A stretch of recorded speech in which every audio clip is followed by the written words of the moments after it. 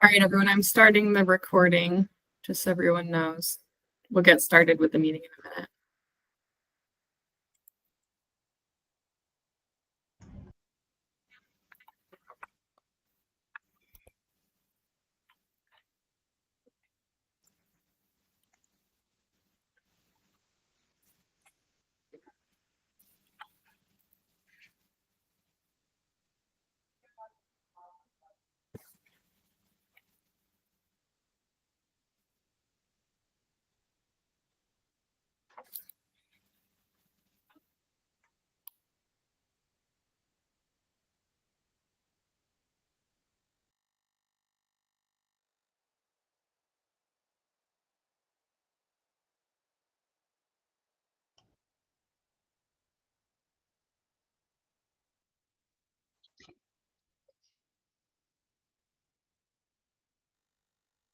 Good morning, everyone. Good morning. Good morning, Secretary Strickland. Good morning. How are you? I'm doing fantastic. Thank you so much. Good.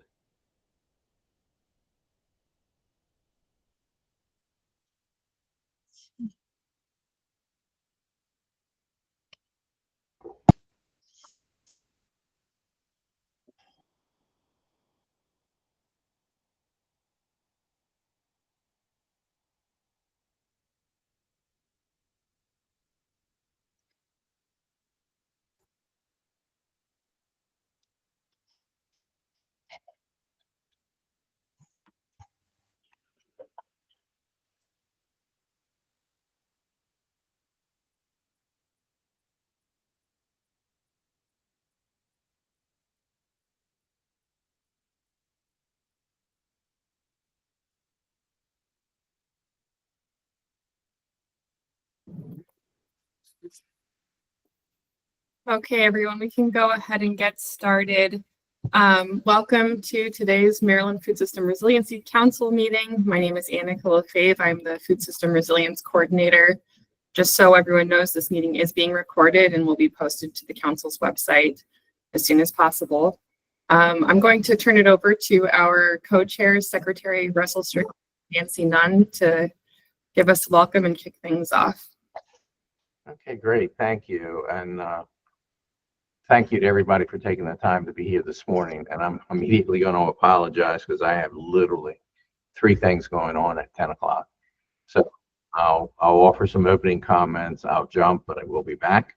I do want to share with you, I had the opportunity yesterday to meet with the Chancellor of the University of Maryland system. And for an hour, we sat and talked about areas of where emergency management crosses with the world of academics and research and development and community service, really. So with that, I can tell you that when we got to the point of mentioning about the Food Council, that he was very, very, very interested. I shared with him that we're extremely happy with the partners out of the University of Maryland system, both University of Maryland Eastern Shore and University of Maryland College Park, and their involvement with what we're doing and how things are moving.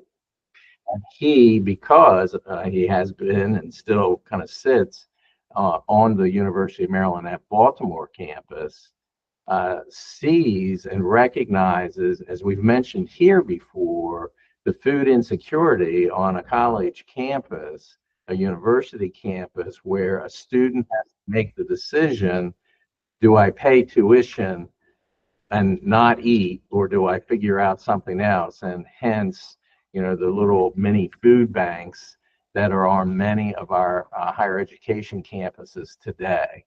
And we're going to continue that dialogue. So I really walked away feeling good in that, the systems chancellor recognizes it. I realize each of the presidents of the individual campuses recognize it, but that is so extremely important, and that we can work with them and at the same time get their support behind what that I think will help us as we move forward with this. So again, I wanted to share that. There's no earth-shattering this is going to happen tomorrow morning, but we do have the awareness and we do have the interest and the recognition of what you all have been doing really the last 3 to 4 years. So with that, let me turn it to Nancy, and then shortly I will jump off and then come right back. So thank you. So good morning. I would just like to welcome everyone. I know it's been a long week with a time change. And if you're like me, you think it's 11 o'clock and you're probably going to be ready for lunch early. But thank you all for making time in your busy schedules to attend today's meeting. Thank you to Secretary Strickland and MDEM for your continued support and providing us with information such as you did, Secretary Strickland, about outreach to the university and other partners. I just wanted to welcome all the FSRC members and thank you for committing again, most of you, for another term on the FSRC. And also wanted to thank our farmers for taking time from their schedules to attend today and help us learn more about farming and agriculture in Maryland, as well as all of our guests that are on the call. So with that said, I'm going to turn it back to Annika because we have a really packed agenda for the day. Great. Thank you so much, Nancy. I'm just going to run through our quick roll call. We have Secretary Strickland here. Ann Palmer. Here. Joe Liu, I saw. Baron Rogers. Beth Brewster. Here. Chloe Waterman. Daphne Altima Johnson. Here. Grace Leatherman. Here. Diana Taylor. Here. Heather Bruskin. Here. I think I saw Taylor Lefebvre join. Here. Lee Babcock. Here. Mike Scheffel. Here. Senator Hester. John Klass. Jesse Albright. Here. Leslie Sessom Parks, I see. Yes, here. Lisa Lackenmeyer. Here. Delegate Charkoudian. Mark Powell, I think I saw. Here. Ann Wallerstedt for Meg Kimmel. Here, and Meg will be able to join around 11. Okay, thank you. JD Robinson. I'm here. Mike Myers. Emily Bauer. Here, good morning. Good morning. Dr. Karki. I'm here. Good morning. Nancy is here. Dr. Lansing. Here. Steve McHenry. Good morning. Good morning. Dr. Range. Teresa Stahl. Here. Joe Malone. Here. Good morning, all. Good morning. Shannon McDonald. Here. Michelle Caruso. Good morning. And Nick Hargrove.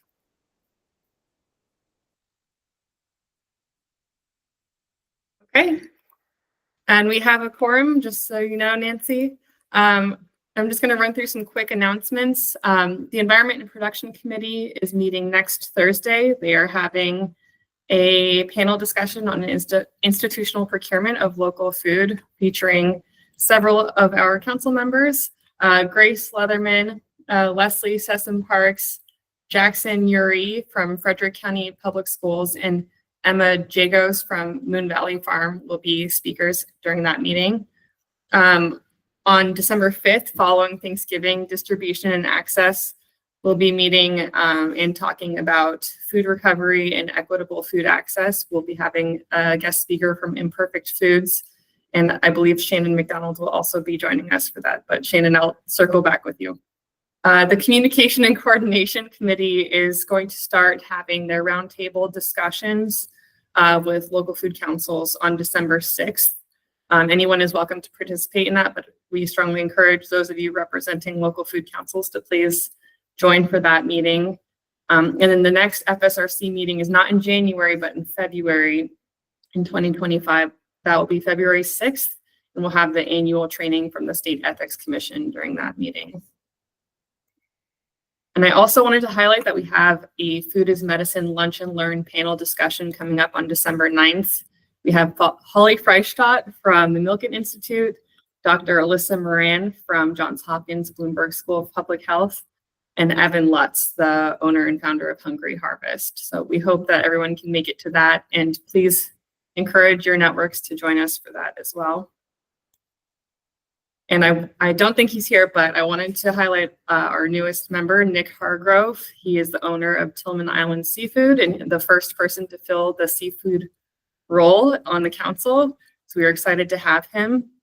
We also have Taylor Lefebvre here, who is going to be stepping in on behalf of Baltimore City, the Food Policy and Planning Division. He and Lindsay Adams will continue to be part of the council. Taylor, did you want to say hello? Hi all, happy to be here. I've joined at various points over the last few years, but Lindsay was our official representative.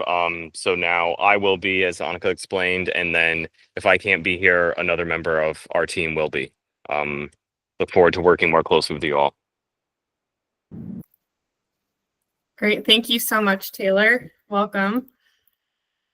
And I wanted to say a big thank you to those of our members who will not be returning for another term.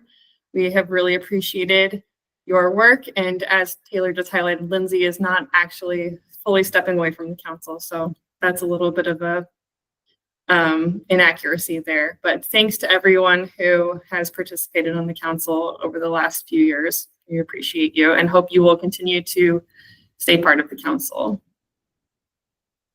Okay. I wanted to give some quick member updates. I wanted to highlight that following this month, MSDE, the Maryland State Department of Education's member, Leslie Sessom Parks, is going to be transitioning to an ex officio status. That means that they will continue to participate on the council, but will not be voting on voting matters, and so will not count towards quorum. If anyone has any questions, please let me know. Happy to answer them. And I also wanted to highlight that we would love it if our appointed members could please fill out that committee status form and indicate whether you are interested in being a non-voting participant or a voting member of those committees. I'm going to try to clean up some of our meeting invites so that people aren't getting calendar invites and emails regarding committees that they did not sign up for. So I'll send this out later today, but please fill it out even if you've already filled it out. It's okay to do it again, and we encourage you to do it anytime you feel like you want to update your status on any of the committees. Any questions about that committee form? All right, I'll keep us moving. The meeting minutes, we need to adopt them from September. Nancy, do you want to take this over? Sure. Thanks to Annika, the meeting minutes were sent to everyone for review. Those of you that attended that meeting remember that we discussed the bylaw changes as well as some committee descriptions and the food system resiliency definition. So I'm just going to ask first of all if there's any comments or edits to the minutes. Okay, with no one voicing any comments, I'd like to have a motion. Someone give a motion to adopt the minutes. I give a motion that we adopt the minutes. Thank you, Diana. And a second? I'll second. Thanks, Heather. All those in favor? If you can signify by saying aye or put up your hand. Aye. Aye. Aye. Aye. Aye. Aye. Put your hands down, and all those opposed? Okay, thank you so much. The minutes have carried. Great. Thank you so much, everyone. And now we're going to kick off our first member spotlight. As we talked about last month, we want to start highlighting our council members at the top of every meeting. Lisa Lackenmeyer is going to be our inaugural member spotlight. Lisa is representing the University of Maryland Extension on the council and is entering her 4th year on the council. Lisa is the director of the SNAP Ed program with Extension. And Lisa, I will give it over to you, and I have your slides ready to go. Perfect. Thank you. Being the first is a little bit interesting. So basically the idea, I think, was that I was supposed to highlight myself and also a little bit about SNAP Ed, which was a little bit interesting to do. So the first thing, just a little bit about myself, but mostly my focus will be on SNAP Ed, I do live in Baltimore, so just kind of a little bit of background about where I am from. But I graduated from high school in the western part of the state, but all of my family currently lives on the eastern shore. So I kind of have a dabble of the whole state. My graduate research was in iron deficiency related to messenger RNA. So it was kind of interesting that no one ever knew what I did until recently with the pandemic and messenger RNA. So I kind of have both a research background in a clinical kind of laboratory setting, and I worked at NIH prior to coming to the University of Maryland. I did come to the university in 1998, so I've been here for 27 years. SNAP Ed was implemented in Maryland in 1999, and that was with 5 counties. And I, at the time, was a FCS educator in Baltimore County, and I was one of the 5 counties that implemented SNAP Ed in Maryland. It was a cost share program at the time, and when we first implemented it, there were no employees. So it was really just a model of direct education in those counties, and the PI of it was a professor on campus. It is funded by USDA, the Food Nutrition Service. Extension is actually also USDA funded, but through NEFA. So I'm housed in a USDA funded entity, but it's a slightly different entity. Our state agency is the Department of Human Services, so we work super closely with them. That's where SNAP's administered through the state, and obviously our implementing agency is the University of Maryland Extension. We continually grew through that cost share mechanism. I actually switched my position to Prince George's County during that, so continued and grew the project through Prince George's County, and the state continued to grow it. It remained a cost share program, SNAP Ed, until the Healthy Hunger Free Kids Act was passed in 2016. By that time, I was actually at the state office as the curriculum development and outreach coordinator for SNAP Ed. It was called FS&E or FS&EP at the time. So our name has also changed kind of dramatically a number of times. And we mirrored both the food stamp program and also the food supplement program naming that both nationally and the state of Maryland had implemented and used. When we did that, we also had a couple other funding things. We're part of the Farm Bill. We obviously were part of the Healthy Hunger Free Kids Act. We also lost some funding during the 2014 American Tax Recovery Act. So our funding is federal, and we often are involved in a number of federal kind of legislative initiatives. Healthy Hunger Free Kids Act did 2 major things to SNAP Ed. It changed our funding mechanism, and so we're no longer a cost share program. It's kind of a formula-based program to states, how the funding is. And it also shifted our model to a public health approach. So while we still have direct ed as part of our program, it focused on PSE approach, a policy system and environmental changes.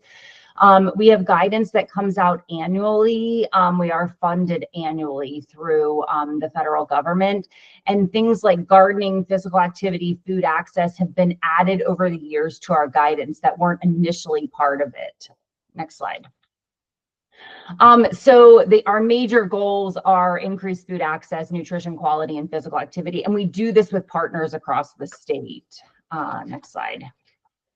So we are funded on the federal fiscal year, so we just ended at the end of September. So I'm reporting FY23 numbers, and I hope to have FY24 numbers hot off the presses any day now. But in FY23, we had 568 local partners. 460 were youth partners, so that was kind of early education sites, out of school sites, school-based sites. And 108 were food access sites, so farmers markets, pantries, school food pantries.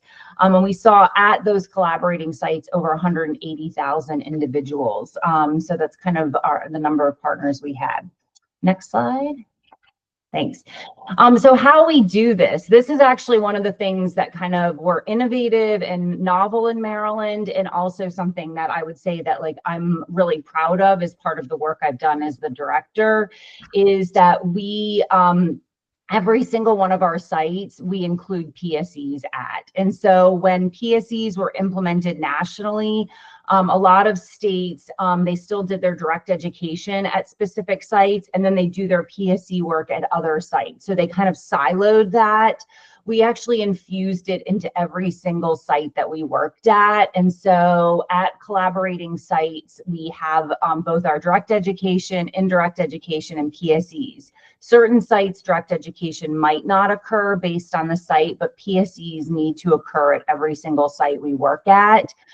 So our model really is that we have individuals at those sites get varying degrees of SNAP Ed programming. And so the idea really is, and I'll use a school as an example, is that at a school, a person might get some direct education, they might get various degrees of indirect education, and then they might end up working and falling into something where a policy has been implemented, such as maybe a healthy celebration, or they go into the cafeteria and they're being nudged to eat, more fruits or vegetables, or, it's a trying a new food. Or there's a water policy at the school, and that, they're allowed to bring water bottles into the classroom, or there's brain breaks. And so there's a variety of different things. So we have coined the term that it's webbable, that basically all of these things are interlaced and interconnected, and that kind of as you walk through that school, you're getting tangled in that web of healthy behaviors, nutrition education, and that hopefully throughout the day, you'll get touched by some of those webs. And so the nutrition is being supported by that healthy environment. So if you are getting direct education, the environment that's there is supporting that education, but that healthy environment, those policies, those systems are there for even people who aren't getting education. So our education that we're providing as educators is to participants, but it's also to change agents. And those change agents are cafeteria workers, teachers, food pantry managers, farmers market managers, farmers, individuals who have the ability to change the environment, change policies, change, systems to help create that environment, the things that support healthy food access, healthy behaviors for our participants. Next slide. And then I think you can click one more. There, so it's just trying to show like the web. And so this is just an example. I'm not going to spend a lot of time, but kind of just showing at a school kind of all the different things that can be included. So if we work with a school for a number of years, you can add different layers, you can do different things, it can evolve and grow. You might not do all these things year one, and you work with each community partner and each collaborator over time. And so things could evolve, a school garden might start with one grade, it might grow to that it's working with the pantry. So these things can evolve and, like they just grow, no pun intended with the garden, over time. Next slide.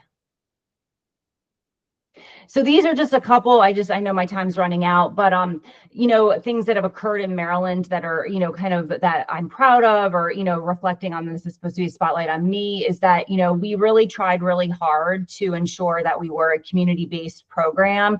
And when it was a match-directed program, you really needed both someone in extension who wanted to, kind of take the reins of doing all the paperwork, and also community partners who would do all the fiscal paperwork. So we were not in every county because you needed these like champions that really wanted it. So with the passage of the Healthy Hunger Free Kids Act, we took the initiative and kind of made a commitment that we wanted to have an educator in every single county. So that took a number of years. We needed some, kind of position changes. We needed to, staff. We needed to office space. COVID hit. There's just a number of different things. But by 2021, we actually had, kind of an educator in every single county across the state. So that was really a commitment we made to ensure that we were able to work with local partners across the state of Maryland. We have some innovative models. I already mentioned the site-based programming. We are one of the only only one of the states that does train the trainer model. So we actually train teachers to do a lot of the teaching. So it's one of our kind of systems changes where we train teachers to do teaching. We also do it in the schools, but we work to do that. That's been really, really effective in larger counties. Where there's so many schools, but also with like pre-K expansion and a number of things that have helped us to build capacity and then also to be able to shift to our PSE work. District-wide approach, we've done this a lot with PSEs, but also with the expansion of pre-K and a number of counties. I know that Beth's on here, but we do edible ABCs in a number of counties with pre-K, and then we partner with both the teachers who teach it, and then we partner with food service who actually helps deliver a number of the tastings to the classrooms. So it's a really great partnership where we're working with a number of different entities within school systems in a number of different districts to be able to implement that program more widely. State partners, we have great state partners, a number of them on here. MSD is one of them, Maryland Department of Ag is, but we have great state partners that we work with that help implement programs. Farm to School is one of them. And because we're part of a university system, we have really robust and strong evaluation programs. Innovative programs, not to I won't go through any of them, but if you look, most of those years are before Healthy Hunger Free Kids is passed, and all of them had a PSE kind of public health component to them. So we were actually doing that work prior to its, passage of it. And so therefore, we were really well poised to do that. Next slide.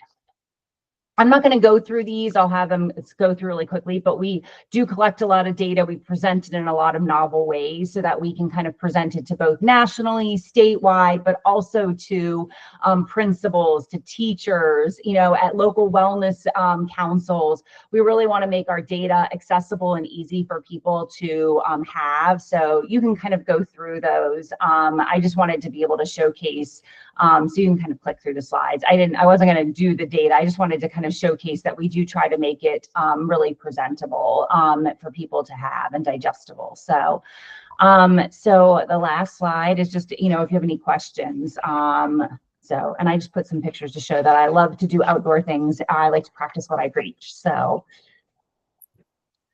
Amazing. Thank you so much, Lisa. And we do have a couple of questions in the chat already. From Dr. Range, she asked, does SNAP Ed allow to pay for the staff time of those change agents, coordinators of PSE work? So we don't pay for, I'm not sure if I understand fully, but we don't pay for local individuals like at a community organization. But we pay for PSE individuals within, the university setting. So we are allowed to use dollars for PSE. So, but when we work with a community agency, so if we were like at a school and, like a health person was helping with PSE changes, we would not be paying them. I'm not sure if it really doesn't allow it. It's just really that's part of that community partnership. We come in and we do other things, and then that like teacher would be doing something related to PSEs. Did that answer the question? Okay. And from Mark Powell, does SNAP Ed include promotion of local food and seafood? Local food, that's great. We don't actually do a ton with seafood, so that not that we don't say don't eat seafood, it's just not something but fruits and vegetables locally, we do a ton with that. So we actually helped with MSDE. We were on the Farm to School grant, which MDA was also on. And so we wrote a curriculum that's used in regards to local food. We do a lot with farmers markets, promoting farmers markets, EBT at farmers markets, doing that. And then also, directing individuals to try to buy local food, recipes with local food. So that is one of our major kind of promotional things, both fruits and vegetables in general, and then also local fruits and vegetables. Oh, and we have one more from Dr. Karki. Would you please elaborate a bit? How did you measure the impact of SNAP-Ed? Yeah, and that one's a little bit more complicated. I can try to do it briefly, but I can follow up at a later. So we have a couple different measures or tools that we use to do that. We do we do a parent evaluation, and that's a pre and post of parents that are at sites where there's this PSE nutrition ed programming. And so that is parents are involved. We do teachers and other change agent farmers markets, farmers and stuff pre and post, looking at environmental changes. We look at environmental settings. So we do, kind of the environment at the beginning of the year and the end of the year. So we have to assess PSE indicators. Was there a policy at the beginning of the year? Is there one at the end of the year? So was there a shift in policy? So we kind of have a lot of pre and post of these various measures throughout the year. So they're kind of both and then there's some individual behaviors, ones for youth, 4th and 5th grade, that are in educational sessions. So that's their kind of individual behaviors of some youth. Thank you so much, Lisa. I think it's so helpful to hear from you and hear about your work. And kudos for kicking us off with this inaugural member spotlight. So thank you so much. I'm going to keep us moving to the farmer panels because I talked too much in the beginning of the meeting. But our long-awaited farmer panel is today. We have 4 farmers who have been recommended by our council members and state agencies, and we were excited to have them. We have with us Jenny Schmidt from Schmidt Farms and Maryland Grain Producers Utilization Board and the U.S. Grains Council. Jesse Albright from Albright Farms, he is our council member. Mary Creek from Palmyra Farm and the Governor's Dairy Advisory Council. And Jenny Rhodes, Deerfield Farms, Hillsdale Farm, and the University of Maryland Extension, Queen Anne's. And welcome, Nick. I see your comment in the chat. The way that we're going to do this is have each of the farmers briefly introduce themselves and provide some background on their farming experience. And we have some questions that we have pre-created for this conversation. But if you council members or attendees have any questions that you would like to throw out there in the chat or have ready when the farmers finish their presentations, please add them. Okay, with that, I will turn it over to Jenny Schmidt first. Welcome, Jenny. Good morning. Thank you. Thank you for having me this morning. As you can see, I'm actually a registered dietitian by training, so it's totally appropriate that I'm presenting before this committee about food and farming. That's pretty cool. My farm, in case you don't know where Sudlersville is in Queen Anne's County. That's my husband on the left and my brother-in-law on the right. And as you can see from our signs, we were inducted into the Governor's Agriculture Hall of Fame back in 2008. And we are a certified agricultural conservation stewardship farm, which I'll speak to a little bit later in one of the later slides. Next slide. So this is me. I grew up in Western Massachusetts. My parents both delivered mail for the post office. I did not grow up on a farm. I got to marry into the farm, so I got here as soon as I could, which also explains why I'm not practicing as a clinical dietitian anymore. Next slide. And I always do tell people that soils and plants are way more compliant with dietary recommendations than humans are. And that's one of the reasons why I decided to become a farmer instead of a dietitian. But I have really spent the last 24 years as a farmer. So I've been a farmer longer than I was a dietitian in clinical practice. I have taken on a number of agricultural leadership roles, which there are not enough female farmers in agricultural leadership roles. So I think that's really important to step up and add our voices to the conversation in food and farming in Maryland and across the country. So I was the first president of the Maryland Grain Producers Utilization Board, and I just recently was elected as a board of directors at-large member to the U.S. Grains Council. I am still active in the Dietetic Association whenever they have projects that involve food and farming or different initiatives. So I have kept my credentials active. I just have not practiced as a dietitian since 2000, so it's been a while. Next slide. So Schmidt Farms, it sounds like we're a large farm. It is 2,000 acres, but it really supports just two families and basically two of us working full time, myself and my brother-in-law. My husband was appointed about 9 years ago to the Maryland Department of Agriculture. So he works as our Assistant Secretary of Agriculture for Resource Conservation.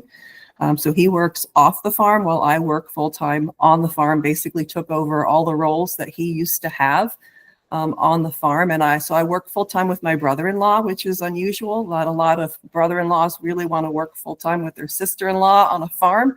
But I've worked really hard to teach myself and learn from farmers, including my family, but learn from other farmers about agriculture. And so for me, having been a dietitian and having a bachelor's and a master's degree in nutrition, it's not so different. The science of nutrition is chemistry and biology, and the science of agriculture is chemistry and biology. So it's a different biological application. It's the same science, and I think it's been very helpful for me. The challenge I've had is learning how to drive all the big equipment, not so much the science side of things. So we are fairly diversified. We used to be a hog and a beef cattle operation when my father-in-law was alive. And we got out of livestock about 20 years ago or so, started installing some center pivot irrigation systems and diversified into the vegetable market. I define our farm as a grocery store farm. We grow ingredients. So you can't come to our farm and buy anything from us. We don't sell anything retail. We are strictly a wholesale farm and wholesale to food companies. So not wholesale to grocery stores or that type of vendor system, but to contract growing to vegetable companies. So if you buy Hanover lima beans, canned lima beans from Hanover Foods. We used to be a grower for Fermano Foods, a cannery up in Pennsylvania, for tomato products. And I think our picture is actually still on their label, even though we haven't grown tomatoes now for about 3 years. If you buy Auntie Anne's pretzels at the BWI airport, guess what? You're buying Maryland product because most of the soft red winter wheat grown in Maryland is used to make Auntie Anne's pretzels. So again, it's an ingredient type of situation as wholesale and not so much a retail operation. Next slide. So the Certified Agricultural Conservation Stewardship is really about how to farm in the Chesapeake Bay as environmentally sensitively as you can. So this certification involved ensuring all of our compliance with our soil and water quality plans, which are developed by our local county soil conservation districts. And ensuring that we're in compliance with our nutrient management plan, ensuring that all of our natural resource concerns are addressed and we fully implemented our soil and water quality conservation plans. That picture in the center there is my father-in-law in 1965, and that is a high boy interseeder. So back in the early 1960s, they started experimenting with what was then novel, which is no-till agriculture, meaning you're not tilling the ground before you plant your crop. And that high boy interseeder is actually planting cover crops. So cover crops and no-till farming is something we've been doing for over 50 years on our farm. And that's really important in the Chesapeake Bay region because here on the Eastern Shore, we are a coastal plain. So we don't have high organic matter. We have sandier soils. And so it's really important to keep your nutrients in place, keep your topsoil in place, keep your organic matter in place by using more conservation practices and to improve and keep your soil in place on your farm. Next slide. And so that's just a brief synopsis of me. One of the things that I do, not a lot of, I wouldn't say I'm any type of influencer, but I do a lot of social media to talk about food and farming to consumers. And so those are just places you can find me. I'm not big on X or LinkedIn, but Facebook and Instagram are places where I try to tell our family farm story and communicate to consumers about agriculture. And I'll hand it over to the next person so that we can get to the questions too. Thanks. Thank you. Thank you so much, Jenny. Jesse, I wasn't able to upload your slides. I can't open them for some reason. I'm going to have you share your screen, but maybe I'll come back to you after the other two speakers so you have time to prep them. That's fine. Thank you. Okay. Sorry about that. Mary Creek is next. She is the owner of Palmyra Farm and is on the Governor's Dairy Advisory Council. Welcome, Mary. Hi, thank you very much for inviting me to participate today. In advance, I'm going to give my apologies because I won't be able to stay for the entire meeting. I have another meeting here later this morning, but it's a pleasure to be here with you. I feel a bit inadequate because Jenny's slides were so professionally done. My skills on a computer are limited. I spend a lot of time outside and haven't mastered this computer very well yet. However, Palmyra Farm, my brother and I farm together, so a little different than Jenny, but it is a little different that a brother and sister work together. Normally in the dairy business, you find husbands and wives, but we are a family farm. We are the third generation. Our grandparents bought the property that we're on in the late 40s, so we're nearing 75 years on this property. Yeah, that's a good place to stay right there for a minute. We now have two more generations following us. The entire family is involved to some extent. However, most of them would like to be more involved than they can be because of the way the dairy industry is these days. And our desire to stay smaller. At times, we have been as many as 220 milking cows. We've gone as low as 65, but right now we've sort of settled in at 100 cows, which is actually very below national average, and it is also below the average number of cows per herd in the state of Maryland. But that's what's working for us at the moment, and that's where the family is comfortable. We are in the Hagerstown area. As you can see, we're a hilly area. We have a wonderful foundation up here. We're set on some of the greatest limestone that the state has. So it keeps us nice and firm up here, but makes farming a little bit more difficult. We'll go back. I was born and raised on the farm here where I live. This is a picture looking down on the buildings. Born and raised here. I have a degree in dairy science from Virginia Tech and quite a few years of experience past that now. We have about 300 acres here at the farm. But we don't farm our farm. We actually have a custom operator that does the farming for us. What you see in this picture is about the extent of what we care for as far as our property and land. When I was in college, the trend at that time within the dairy industry was specialize, specialize, specialize. Get rid of the things that you are not good at, get rid of the things that cost you too much money, and pick out the things that you can handle and do well and really concentrate on those.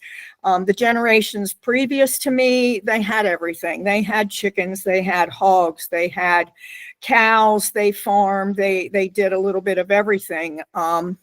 My grandmother and my father and his brothers all farmed and took care of everything while my grandfather worked off the farm. But my generation, then we specialized.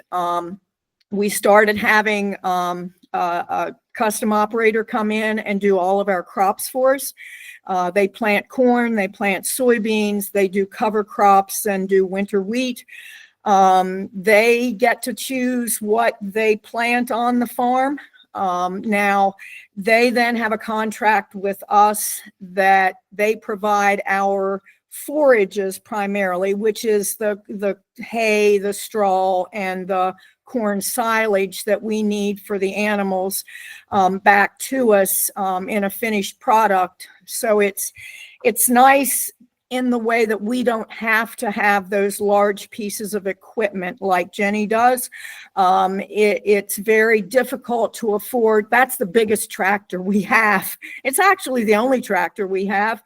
We have some skid loaders, but it's very difficult these days for a dairy farmer who is just focusing on dairy to be able to afford the equipment, because quite often you only use a machine, a chopper that harvests your corn for about 2 to 3 weeks out of the year.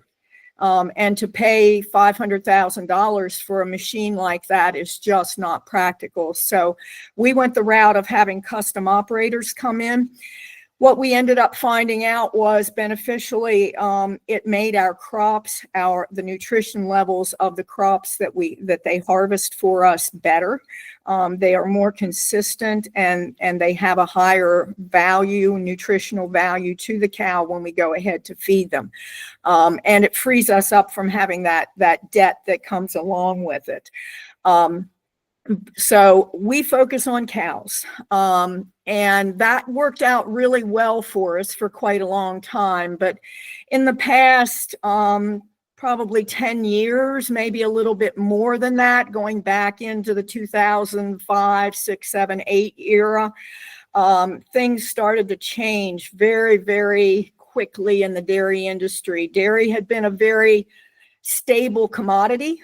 The milk prices were stable, and it was easier to predict where you were going to be. And along about 2008, things started to just go into a whirlwind where prices fluctuated.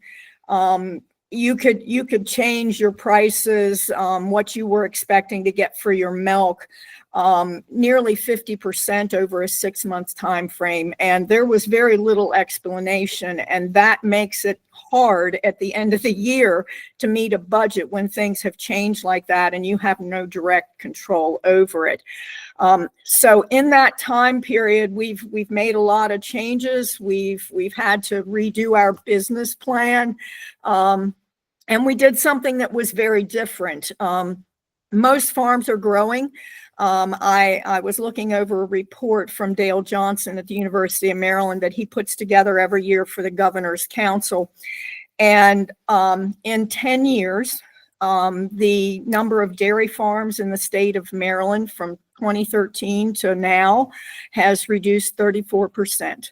However, in that time frame, the number of cows are somewhat relatively the same, because the cows on the farms that are still existing have increased. The farms are getting bigger all the time because commodities and buying at a volume discount is helpful, and you put on more cows to be able to make more money and to clear the expenses and make the expenses more equitable. So we went against the trend.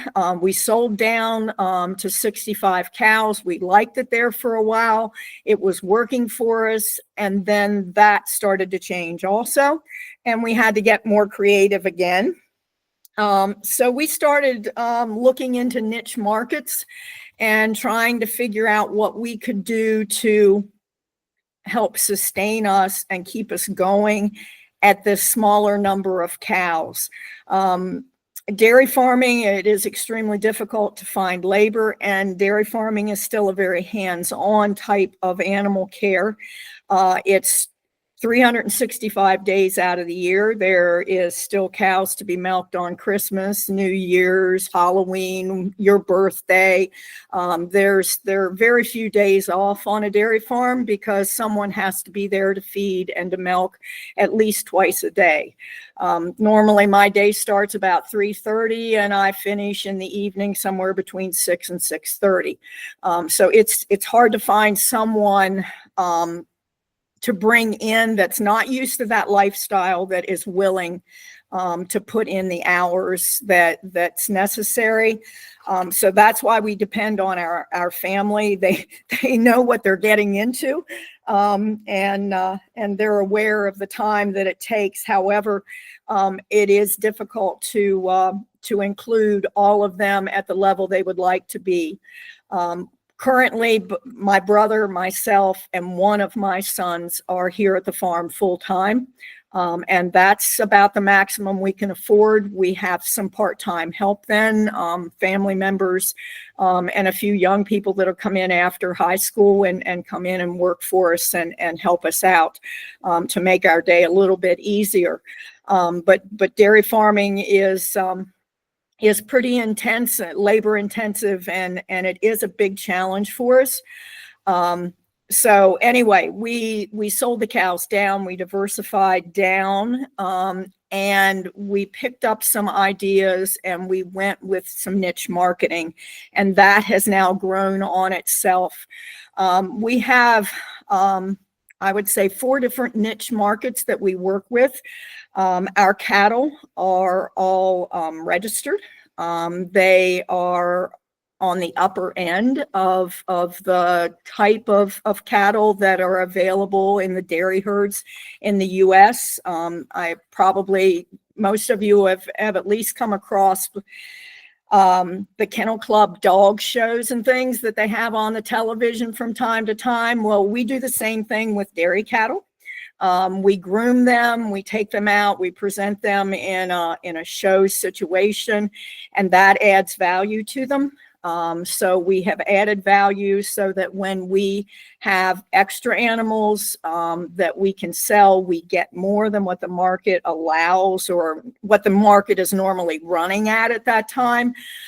So we've added value to our individual animals because we have used genetics and tried to improve the cattle in a way that will make them competitive on a national and actually an international level.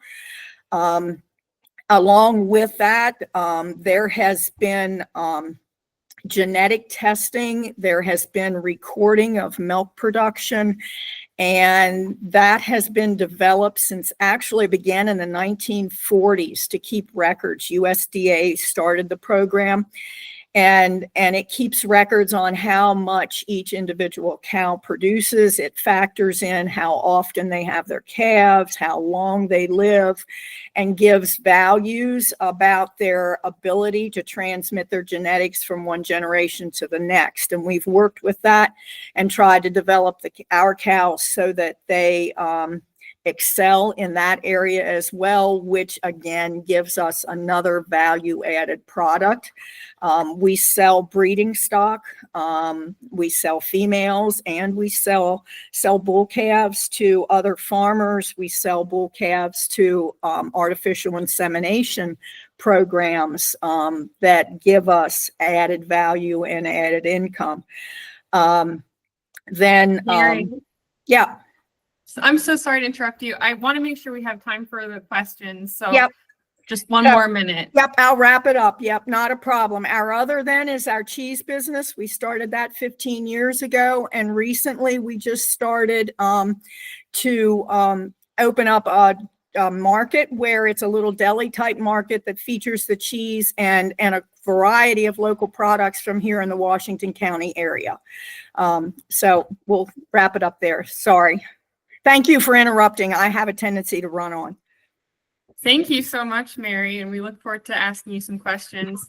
Next, we're going to have Jenny Rhodes share a bit about her background. Welcome, Jenny. Jenny is the owner of Deerfield Farm, Hillsdale Farm, and works with the University of Maryland Extension in Queen Anne's. Good, thank you. So I'll let you keep flipping through. If you'll go to the next slide. So I am a 10th generation farmer.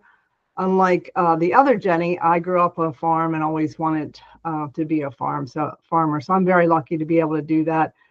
We do grain, poultry, timber. I'll talk a little bit about that a little more. I'm a principal agent for the University of Maryland Extension.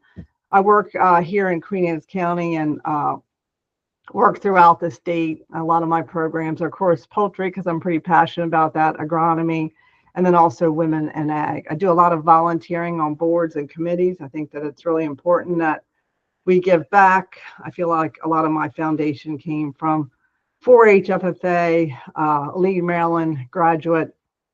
And one of the things I never thought, certainly as a little girl growing up on a farm, I would someday be the board chair of a $3 billion cooperative, the Farm Credit Board, which is now Mid-Atlantic, or was Mid-Atlantic, now is Horizon Farm Credit.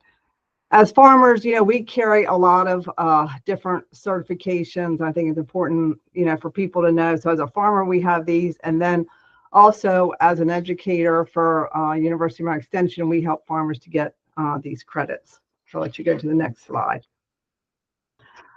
Some of the things that I am most proud of: I am a Mid-Atlantic master farmer, and like Jenny's farm, the Schmidt Farm, they were also in the Governor's Ag Hall of Fame. Chesapeake College, I was instrumental in starting an ag program there, and we were able to raise over $35,000 to have an endowed ag scholarship fund.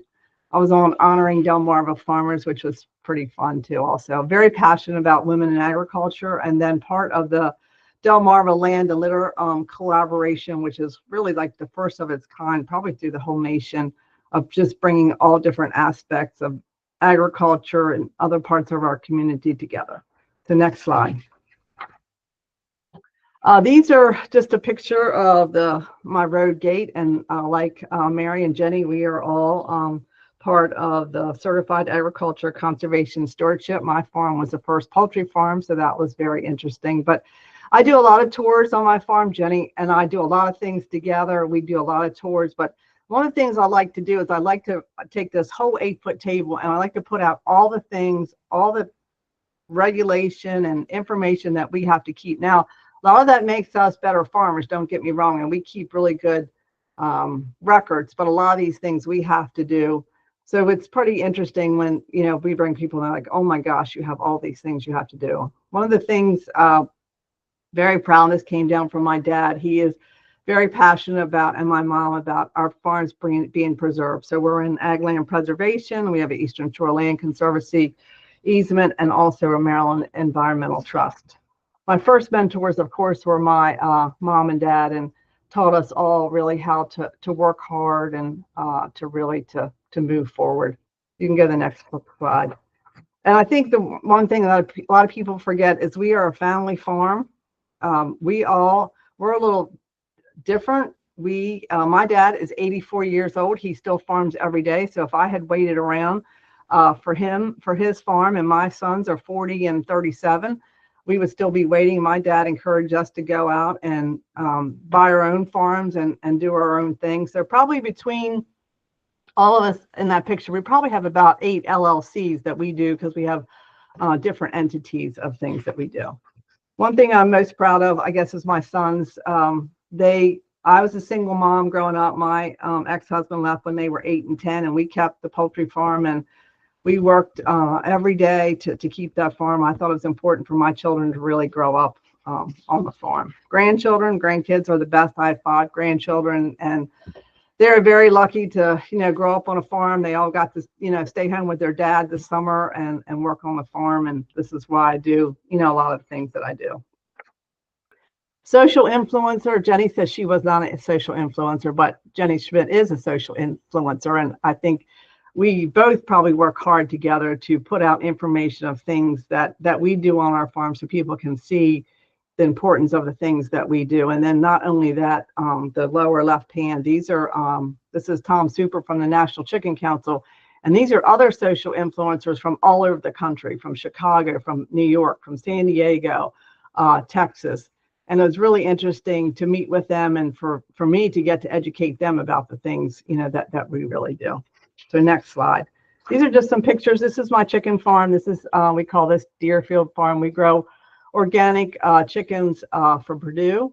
It's a niche. I grew conventional chickens for 34 years. So this is just some other pictures inside the chicken house. And when the chickens come in, it's pretty satisfying. We can take that baby chick that was delivered to our farm right after it was hatched, and in 49 days, it'll weigh close to 7 pounds. And it'll be out the door and to the market in 8 hours. Our other farm, Hillsdale Farm, I own that with my youngest son. It's half tillable and half timberland and a forest, and we're really working hard. We just harvested the timber and trying to educate people that it is a crop. It's a long-term crop, but it's really important for the maintenance. So we had a group of, from Maryland Ag Land Preservation, the Department of Ag, I forget who else, but a whole group out there. And my grandkids spend a lot of time out there. They really enjoy that. Next slide. This is the grain side of Hillsdale Farm. There was a lot. We bought this farm. We've only had this farm, I guess, 3 years now. The CRP was a mess, so we can see we cleaned. This is a picture after we cleaned up the CRP and we reestablished. We didn't re-enroll it in CRP, but we're going to keep it in grasses and more for habitat. And then you can see a picture. There's a picture of my son and my grandchildren out there planting and inspecting, and you can see we do a lot of no-till also. Next one. This is the other farm that I had. This is Black Dog at Ewing Farm. This is an irrigated farm. The importance of irrigation really protecting the production of our agriculture. We have a lot of deer damage. I'm sure you hear about that. 2 grandsons out there. You can see that damage there. And our family, we are avid hunters, which is an important part. And some of the things that keep me up at night is really misinformation. Where are the facts? Regulations. Our regulations in Maryland are out of control. You know, we wonder why people are not getting into farming. Young farmers can't get in. It's a lot of regulation. And as a county ag agent, I spent a lot of time helping farmers figure out what are the regulations. And I really want to make sure that my grandchildren are able to farm. And really, and leadership we've got to have. So just a few closing thoughts. You know, in the end of the day, we all want the same thing. We want safe, affordable food. We want clean water. We, as farmers, need to keep telling our story. And just remember, it's really about faith, family farming. We have to make a profit to be sustainable, but we, at the same time, we're really protecting the environment and producing safe food. And it is a business, even though it is a way of life. Next slide. These are just a few facts about, you know, our #1 industry in Maryland is broilers. They're meat birds. The 3-legged stool is really important. Here in Maryland, we have chicken farmers, grain farmers, and allied businesses. If something happens to one of those legs, our whole economy really here in Maryland will collapse. Next slide. These are just a few facts. This comes from the Delmarva Chicken Association. They put these together every year. You can read over these, but most important is at any one time, there's about 138 million chickens on the ground. We have about 1,200 growers, 4,900 houses, but you can see the impacts of the wages, employees, income, contract grower income, very important to Maryland. And I will stop there. Thank you. Thank you so much. That was really, really helpful. And we're going to now turn it over to Jesse. I'll stop presenting. All right, Annika, I might need a little bit of help with how to present. Go to present now. And then you have to choose, you can either choose your full window or I think if you're using PowerPoint, choose your PowerPoint tab.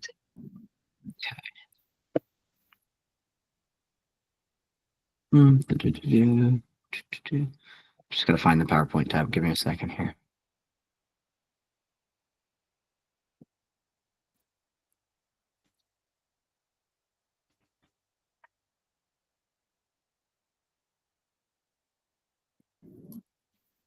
We see it. You see it? You got it? Yep. Okay.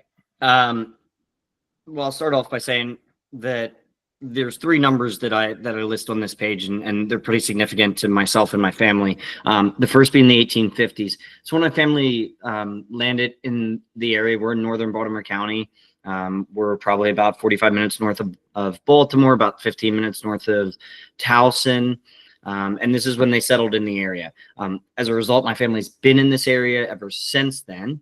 And in 1911, they were able to purchase the family farm, which would be, you see the second and fourth picture on this slide.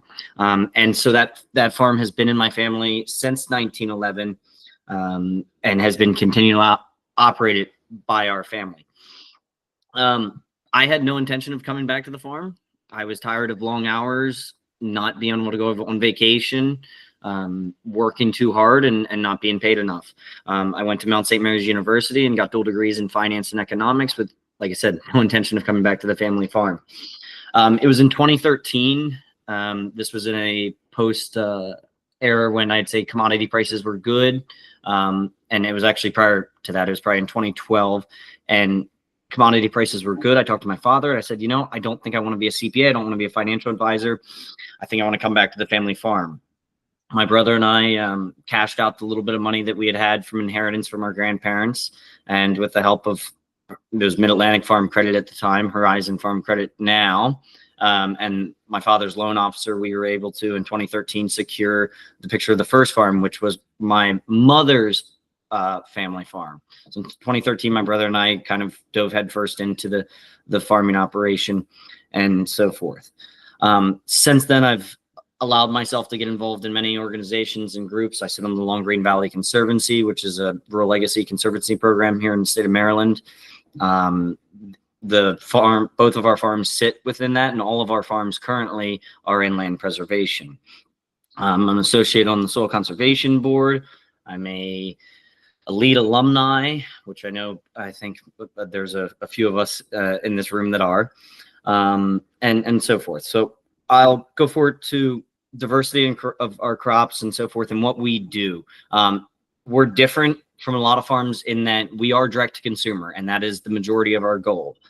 We plan to present and sell everything direct to the consumer or direct to a wholesale outlet, meaning there's no middleman. Our commodity crops that we raise on our farms, we raise barley, wheat, corn, and soy. And those are all utilized in-house for then our feeds that we feed to both our turkeys, our laying hens, our broilers, and our cows and hogs that we raise for finished product.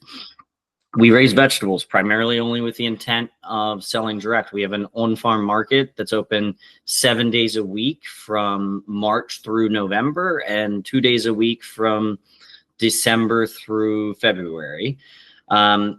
Turkeys, and we're gearing up. We're set to start processing in about 4 days. Next week, we start processing with Thanksgiving turkeys. And it is, and I'll get into that a little bit, and I have a whole slide for that. Eggs, I would say we're not by any means the largest, but in the way in which we do it, we're a fairly sizable egg producer within the state of Maryland in the way that we do it and with the direct-to-consumer attitude. We raise enough broilers, vastly different from Jenny. We raise enough broilers to handle what we can sell retail. We process both the broilers and the turkeys in-house. The beef and pork the same way. The hay and forage we are raising to feed our own animals with little intent of having more production than what we need to sell off the farm.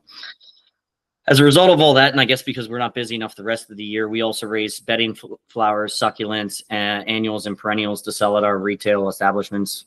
But once again, with no intention of trying to wholesale, we try to move everything out the door retail.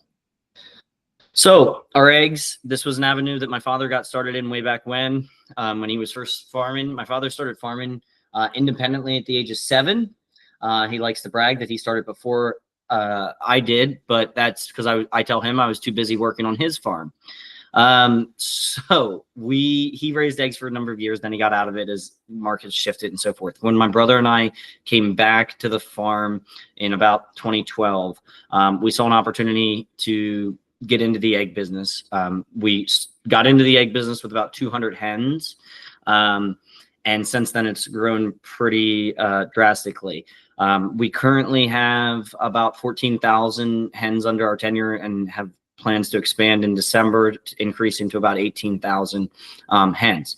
That being said, we do direct distribution of all of those eggs to either institutions like the University of Maryland, the Maryland and Capital Area food banks via their local LAFP, and I'm going to butcher it up, but the local food purchasing program, various grocery stores. You can find us in like Klein ShopRite, maybe Eddie's of Roland Park, and a few other grocery stores in the more northern Baltimore area. We also retail eggs direct to consumers via the farmers market, our retail center, and then we also are wholesaling to restaurants throughout the Baltimore, DC metropolitan area. So turkeys, we started, it's probably been 20 years ago, so I was a lot younger. We started processing turkeys about 20 years ago, raising, and we were working in conjunction with a few other Central Maryland farmers in raising and processing and packaging turkeys because we felt there was a need. There's not as many turkey farmers in the state as there once was. In 2018, we had kind of outgrown working with other farmers, and so we opted to go out and build a facility for ourselves to have an on-farm processing facility on our farm. Currently, we will process just shy of 8,000 turkeys, fresh, direct to consumer for Thanksgiving.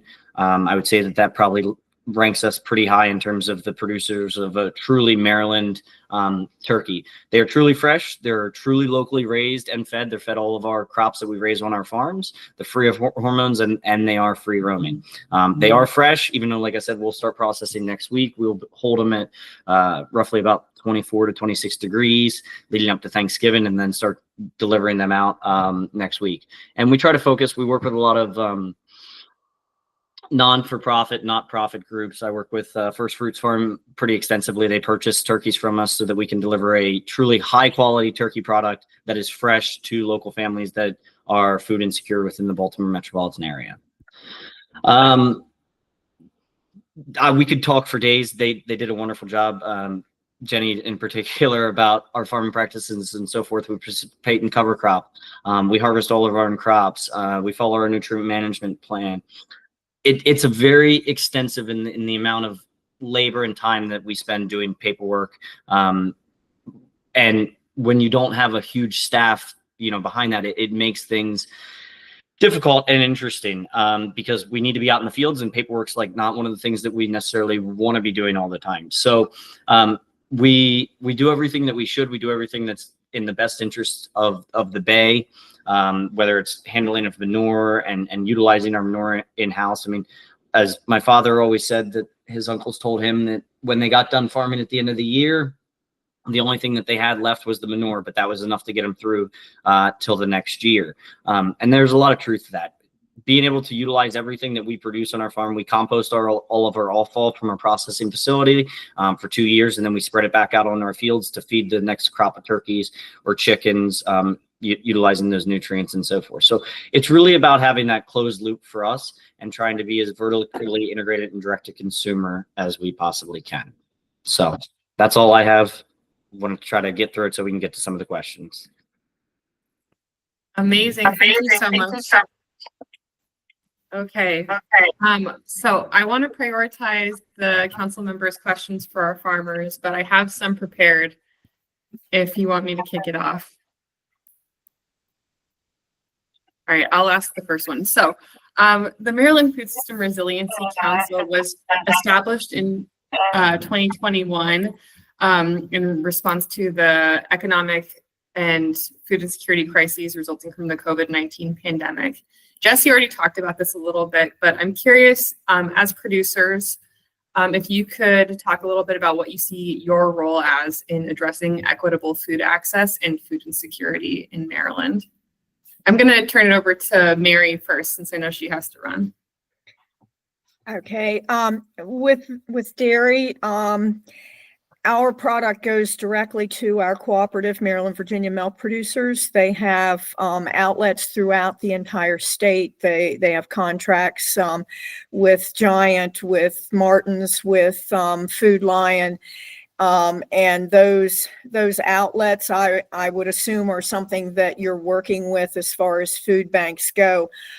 For us to directly market a product, that way it becomes very cost ineffective. So our cooperatives are a far better avenue for you to work with, and especially since we're such a volatile, perishable product. As far as our cheese business, we would enjoy working with something like that, but being a niche market, the way it is, the cost of processing and things for us limits our ability to work with a program like that. We end up having to be on the upper end of the market, and look for consumers that can afford the added value, the added cost that we have to add into it, versus having something come through the cooperative side where it's more cost effective. Thank you so much, Mary. And Jenny Schmidt, you talked about being an ingredient farm. I'm curious what your take is on this question. Yeah, so we don't have any, interactions directly with consumers or direct buyers. We have been involved with the Maryland Food Bank in their gleaning program. So with the type of vegetable growing that we do, we grow 200 or 300 acres of green beans, 200 or 300 acres of lima beans.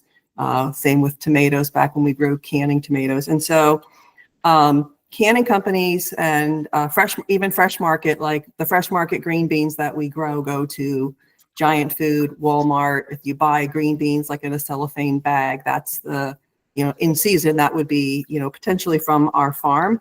But consumers are really picky about the size of green beans and the color of green beans. And so if for some reason whatever we grew doesn't grade out, or we had a rain before harvest and they get speckled, right? Because green beans grow low to the ground and the soil splashes back up on them and they get speckled and people won't buy them. So we've had the Maryland Food Bank and Amy Colley's group of food, what's the word I'm looking for? Farm to food bank, come glean as well. And also with the type of contracts that we have, we end up sometimes with what's called bypass acres, because they start in Florida and they plant all the way up the East Coast so that they have a constant supply of green beans all the way up to New Jersey and Pennsylvania. And so we're in the list of everybody's got a staggered planting date, so that you then have a staggered harvest date. And if you have a weather event, and this happened, I want to say, I don't know, it's been 5 or 6 years ago, where we got like 2 inches of rain right before harvest and the field was too wet for the equipment to go in and do harvest.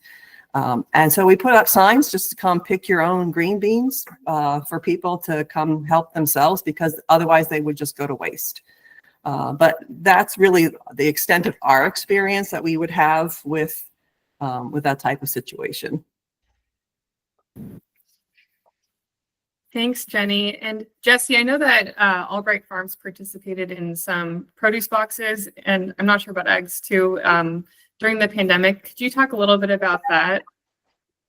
Sure. I will say that eggs are a wonderful product, and in terms of even them, we wish we could produce more, right? I mean, there's a lot of constraints in order of raising more eggs and so forth. And I think that as a whole, Maryland could do a better job of being able to bring together coalitions of farmers, because more eggs can be consumed across the state than any single Maryland producer could raise.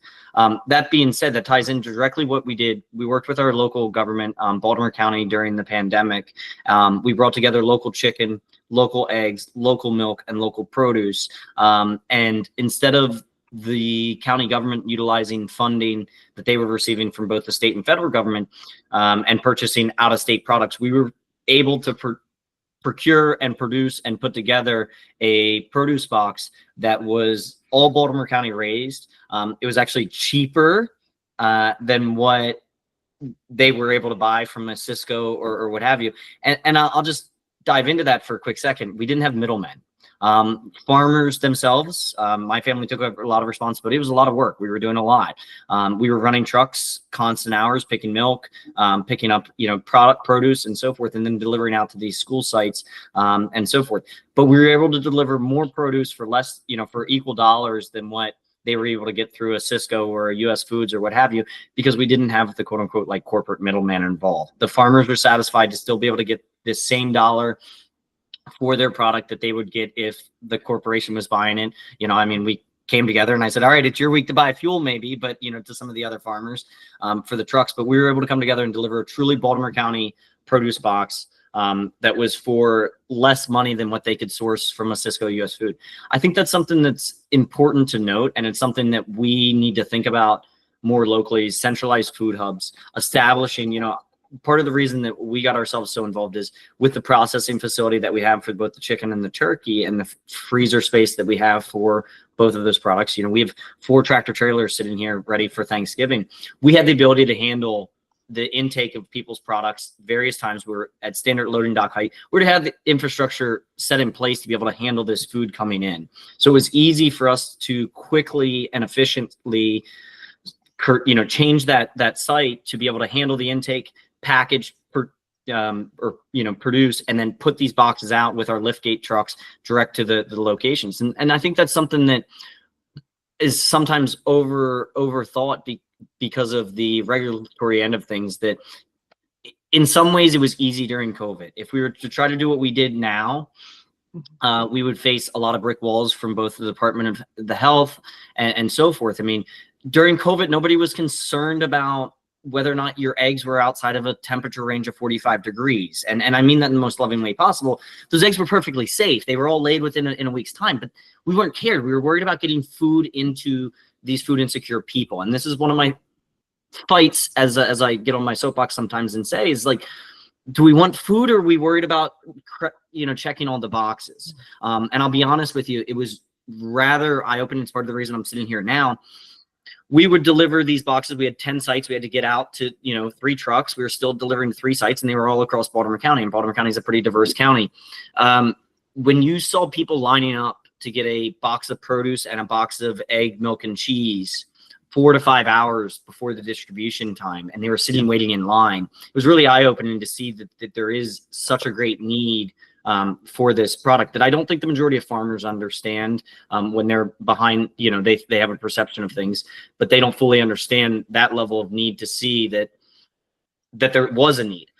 That being said, Maryland farmers, we're terrible. We don't get out and we don't engage. We want to stay on our farms. We want to sit in our tractors, and we want to do us. We don't get out and engage.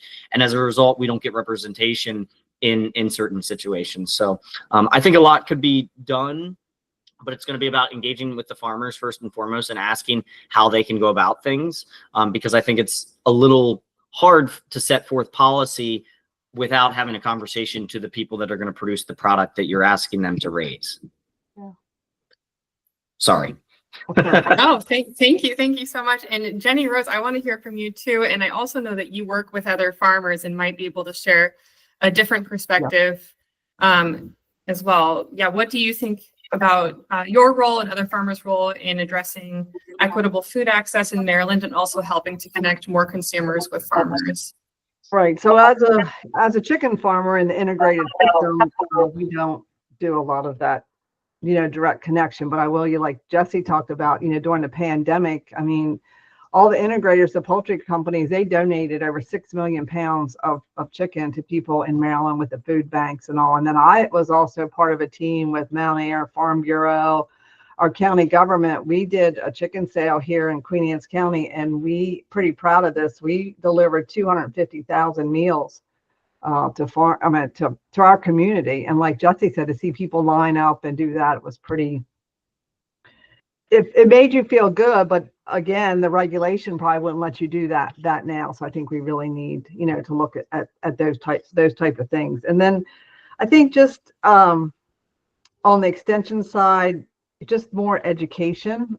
It's so hard for a lot of people to get in. Jesse talked about his story about not wanting to come back, but then came back to the farm. he knows the economics, he can, figure things out. But a lot of people, they need that help in, getting started and figuring out where to go. And a lot of people think there's a lot of free money. There is some free money, but you just can't, farming is not free. You just can't go somewhere and get free money and start farming. But I think it's something we can all still work together on and figure out how to get there. Thank you. And council members, please feel free to raise your hands or put any questions in the chat. We do have one for the farmers, which is please share your emails in the chat with everyone if you're willing to continue the conversation later. My next question for you is in regard to shifting climate conditions. I know that we've had record drought this year in Maryland. I'm curious if any of you could talk to some of the impacts you're currently facing or have or expect to face in the future, and what your needs are as farmers to navigate that. I have two I'll examples. throw it out to anyone. Great. So we finished harvest on Saturday because of the drought. It has been so dry all fall. That was great. We had absolutely no interruptions other than one small combine fire. Fortunately, that wasn't a disastrous on the equipment, but yeah, it was a small fire, not a big fire.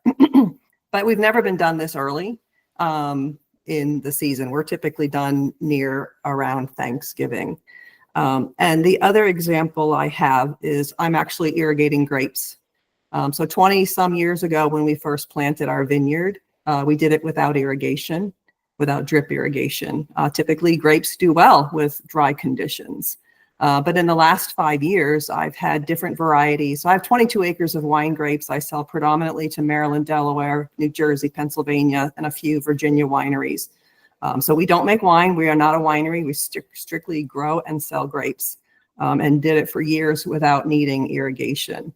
But it's not even so much the drought as much as it is the heat index that is really affecting some of the different varieties of grapes, where I do need to water them in order, one, to keep them alive, and two, to keep them from shutting down too early and not producing the fruit or the quality of fruit that they should produce. And so definitely have seen significant changes just even in the last 5 years of the types of crops that we grow, and the impact of the sort of weather extremes that we've been experiencing. And we really, really, really need some rain right now.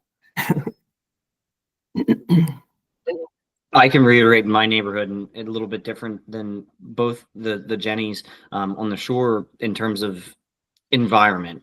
We're in the rolling hills of central Maryland, and there hasn't been a bad harvest day yet. And the farmers, the large commodity farmers, are way ahead of schedule. We're in a rush to try to get our crops in before the turkey processing event.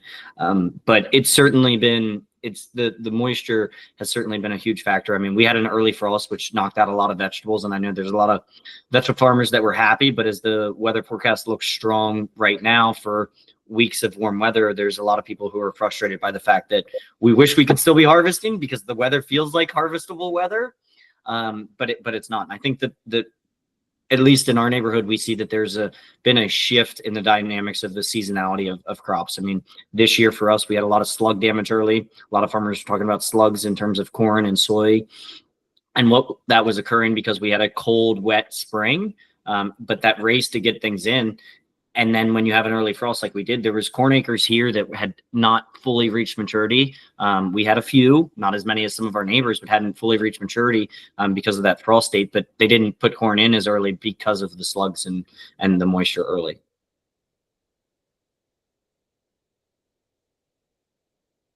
I'll just have a little to add. I think that we as farmers have learned to adapt from consumer demands, right? So we've changed some of our practice because of consumer demands, and maybe some of these demands have helped us to be better farmers. And we've had a pretty hot summer with chickens, but we made out fine. We have a lot of technology. All of us have to keep upgrading technology. We have to stay up on technology to compete, to be better farmers, and then also to adapt really to climate change. And we've been awfully dry, as everyone or most everyone has said. The effect immediately is our corn crop for the corn silage was reduced in yield. It's reduced a bit in quality, so that means that we're going to have to purchase additional feeds to supplement to get the nutrition levels up to where they need to be for the cows to have a healthy diet. But the biggest thing right now is we've started to feed hay. That doesn't normally start until after we get a killing frost and things get really cold when the grass stops growing. The grass has stopped growing because it doesn't have enough water right now. So we've had to dip into that hay crop. And thank goodness we are over prepared and we have extra hay that we can feed. But normally we wouldn't be into that supply yet this year. But everything seems to run in cycles. Last year was fine. We had no issues at all. So, we'll just, as farmers, we just wait for the next year and hope that everything turns out well and try to prepare and be ready for whatever comes. Thank you all so much. And I have one from Shannon McDonald, our member from the Maryland Department of Environment. She asked, outside of the Maryland Department of Agriculture, what support do you feel can be provided by the state agencies? And are there specific educational or workforce gaps you have a need for? I'd love to say that I think that, and it's hard, but I see it, and we used to talk about it on a regular basis, and being directed to consumers. Getting the consumers on the farm. It hasn't been many generations ago that every member of this committee had somebody who owned a farm or had a direct relation to a farm. And now I think as we look in this room, even amongst us, there's a lot fewer of us who have a direct connection to agriculture. Well, we all have a direct connection that we eat every day, but everyone used to have an uncle or a cousin or a brother or a sister or somebody that worked on a farm and ran a farm. Getting that or losing that connection has been devastating. And I think that we need to do better as the entire agriculture industry in Maryland of getting direct to the consumer and speaking to consumers. I mean, we used to talk about, and we continue to talk about it, the farmers markets. If we can just change one person's opinion of Maryland agriculture, that's the world. And I think that's something that we don't do enough of is getting direct to the consumers and explaining, because there's a lot of misinformation, as Jenny said. I mean, we can hear about how horrible the poultry industry is on the Eastern Shore, but we all know that it's a vital part of our economy. And without it, the Eastern Shore is going to have a lot of problems. Sharon, thanks for your question, MDE. It's funny that you asked that question, because right now unfortunately, my farm is labeled as a CAFO, and I really hate that, a concentrated animal feeding operation, but it is what it is. So right now we are working with MDE. The new CAFO permit will be coming out, and MDE comes on farms and does inspections. And I just hear from a lot of farmers, they really struggle with that they really don't know. Not that they don't know what's expected, but it's the overreach of government regulations. I think, when we renewed our CAFO permit several years ago, our nutrient management plan for no land was fine. Well, now they want to bring in all the other land, and I have a real problem with that. And so I think we really need to.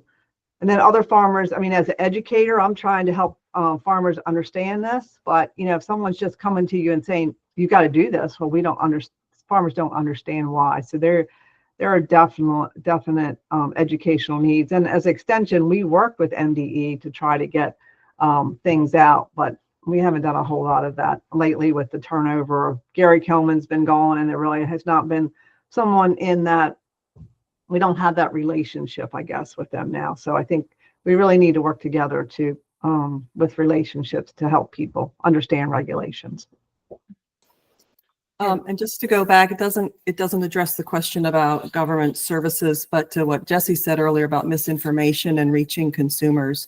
One of the things that the Maryland Grain Producers Utilization Board has funded over the past 12 seasons is the Maryland Farm and Harvest on Maryland Public Television.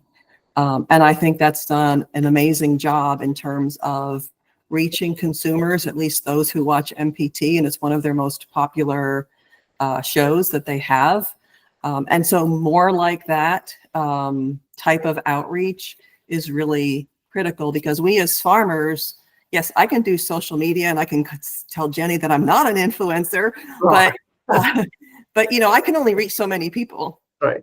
And so to have an organization like MPT to pick up the ball and help us tell our story, and a lot of the commodity organizations are helping to fund that, but it's reaching the urban audience of Maryland that we have a really hard time reaching. And so I think those types of programs are really important. Has nothing to do with the government, just has to do with trying to reach more consumers with good information and not misinformation. And I agree totally with Jesse. We need more of that outreach and more direct input to the consumer.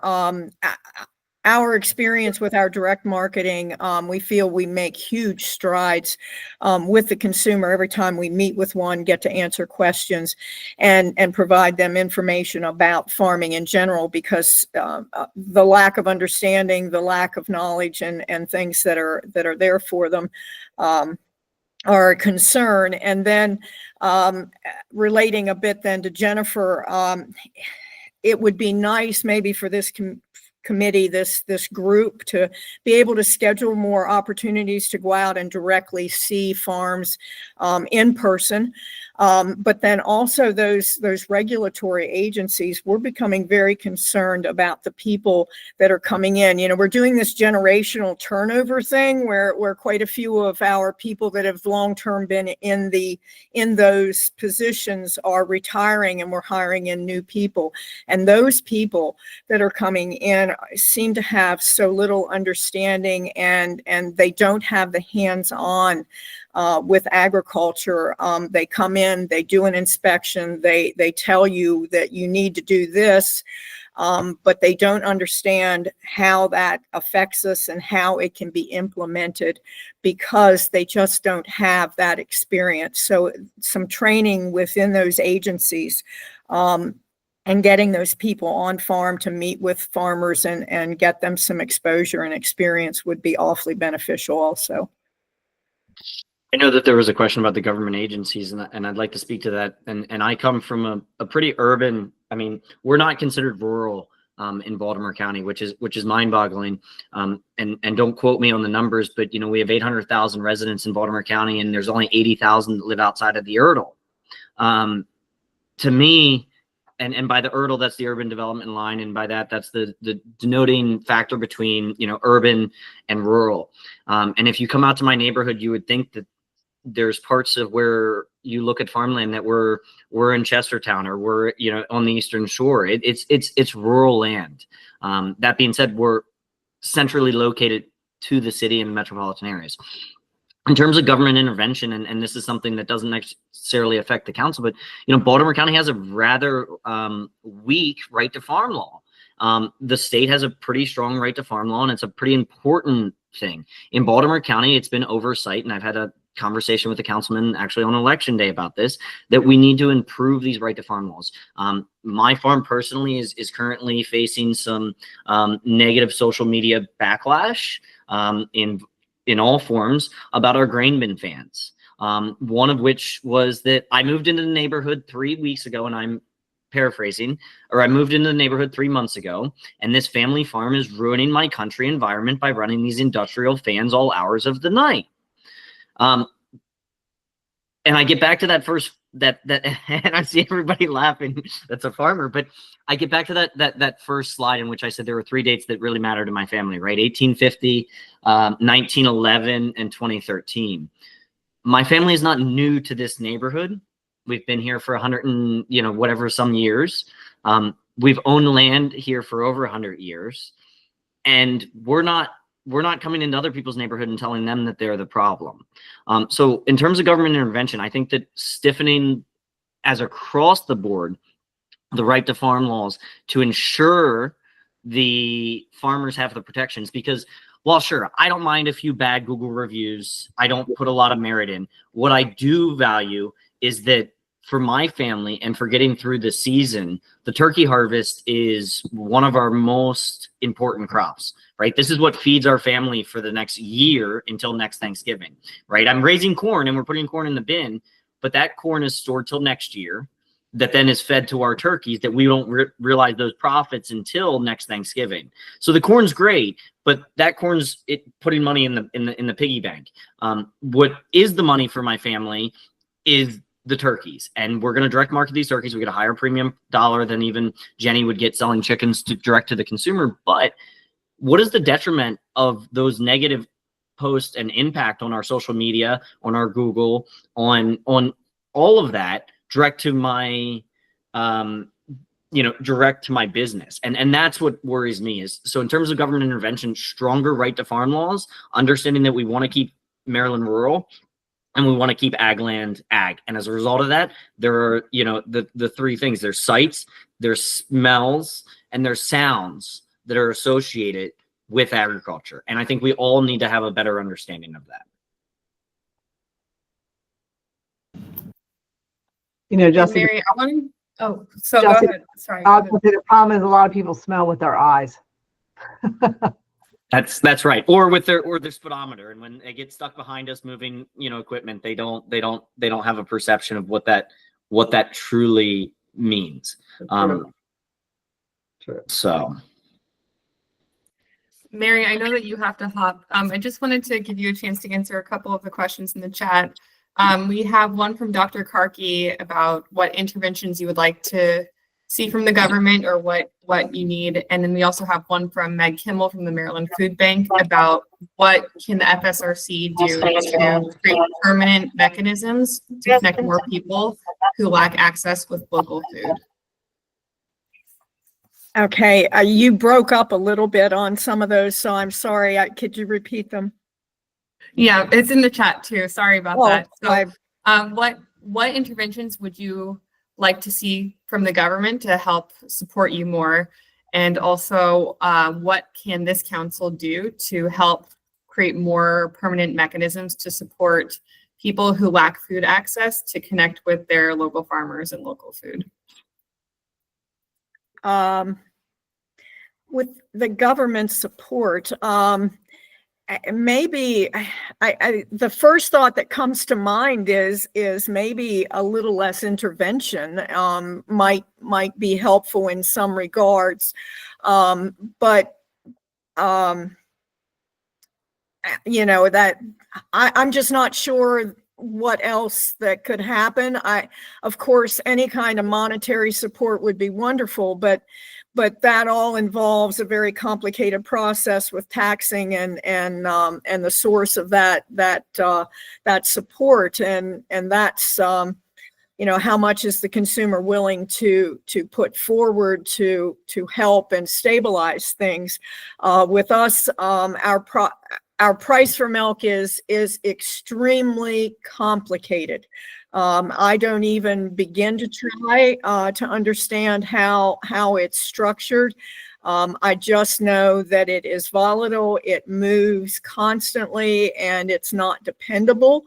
One example is the Canadian government has a program where the price for milk is far more stable. And something like that, but implementing those kind of things would be a nightmare at this point. So I'm not sure. We have programs that are there that we can fall back on when things get really bad. There are insurance programs. In the past, we've gotten some support for the insurance premiums for those programs from the state. The governor has granted the state has stepped in and paid the premiums for the insurance programs that the dairy farmers take out to protect themselves from the extreme losses. That on a regular basis would be nice, but it's a budgetary thing that one year there's enough there, the next there's not. So that's one thing that would be nice to have for us. As far as the food bank, I know that our cooperative participates with the food bank, and I know during COVID there was an awful lot of milk donated to the food banks.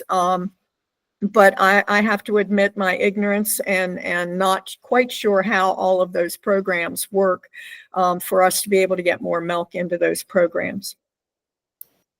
If I could Yeah. add, and it's not a Yes, state please. government issue, it's a federal government issue, but we need a renewed farm bill. The farm bill gets renewed every 5 years. As you probably everybody on this committee knows, 80% of it is nutrition. But for us as farmers, what's important is the crop insurance title and the conservation title and the commodities title and the specialty crops title and all of those types of things. So while it's a smaller portion of the pie of the farm bill, we need, if they don't approve it in the lame duck session, we really need a new farm bill. Jenny, yeah, I agree. And I would say, for us, Maryland Department of Agriculture is really important, and they work with all farmers of all sizes. And I worry about them cutting staff. I know some of their budget has been cut, but really important for us as Maryland farmers to get conservation on the ground. And the other side on capital, I think Marbidco is very important, and one of the things they're very unique to Maryland, and they work hard to accommodate farmers of all sizes and of whatever comes out. So during the pandemic we saw they came out with money that really helped meat processors. Jesse, I don't know if you were able to take advantage of any of that. We were, and I didn't want to interrupt, but I was actually going to thank Mark, I think if he's still on this call, for their collaboration. We've been able to purchase 2 ice machines through Marbidco funding, and that's integral. Those ice machines are running, I'll just shoot from the top of my hip and say $30,000 a piece.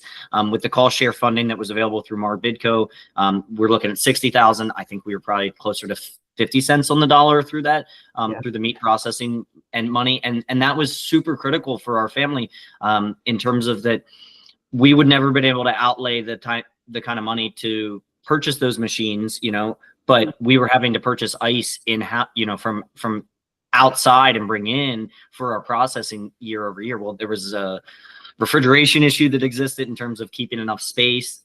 There was the cost of the ice itself. And so it was one of those things I couldn't justify the cost at full price, but at a 50% cost share with Marbidco, it was revolutionary for our business and just being able to help us afford some of those things. Yeah. So I think Marbidco really looks at issues of the time to see, and I know being on the Horizon Farm Credit Board, we really work with young beginning farmers. We have a whole program for them, and we partner a lot with Marbidco to help them to obtain capital. So very important. It's for the board of directors, sets aside a pot of money to to be able to help those young and beginning farmers with maybe lesser standards, but to help them to move forward. Yeah, and I have to say that y'all just shamed me because I'm on Marbidco's board and I should have spoke up and said that myself. Thank you for bringing that up. I really appreciate it because Steve McHenry and his staff do an incredible job.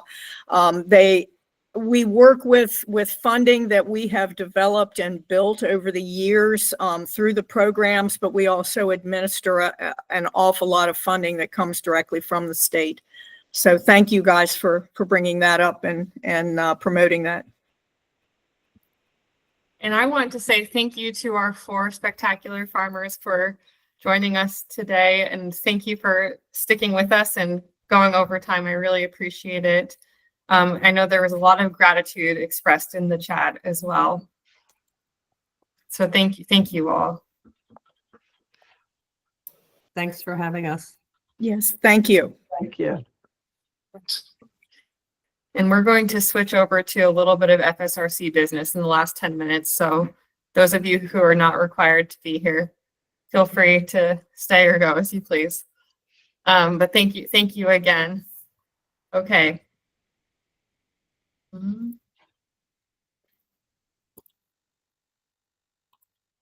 We're going to talk about the 2025 report already. Can you believe it?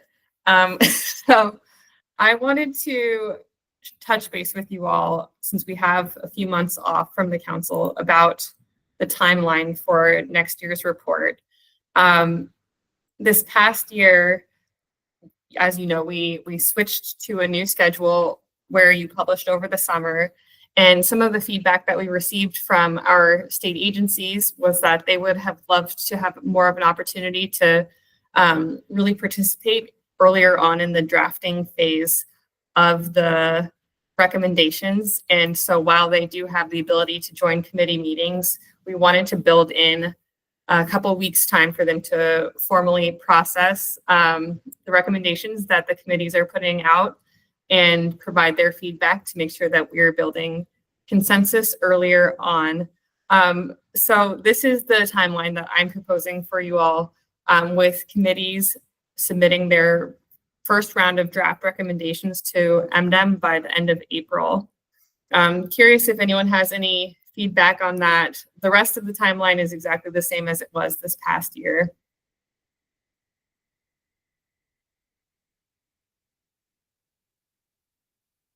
I'm not hearing anything, but oh, go ahead, Nancy.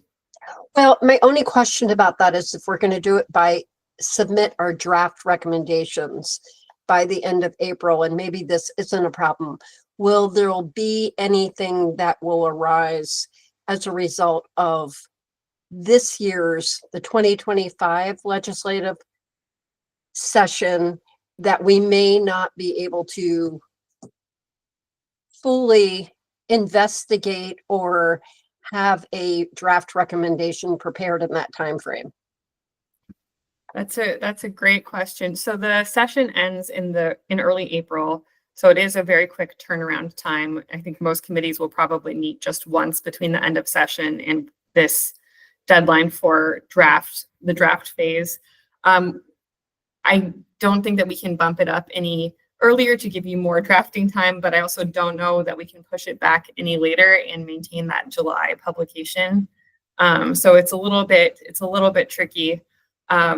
Curious if others have thoughts on that. Go ahead, Heather. Hi, sorry, my camera's not working with me today, so I apologize, but but thanks for a great meeting.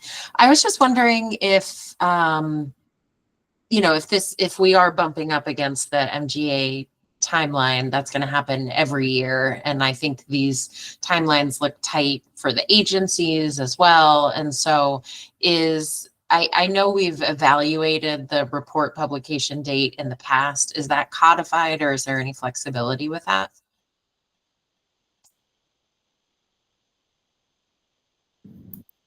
So I was not here for the official decision to change to the July from November, but my understanding is that the November timeline did not work because it was hard to make any legislative transitions with such a short turnaround time between session starting in January and publication in mid to late November. So July, I believe, was chosen as the time frame that made the most sense for legislators and for allowing the FSRC to engage in more outreach with legislators. But those of you who are actually here for that decision, please chime in. It's not codified anywhere.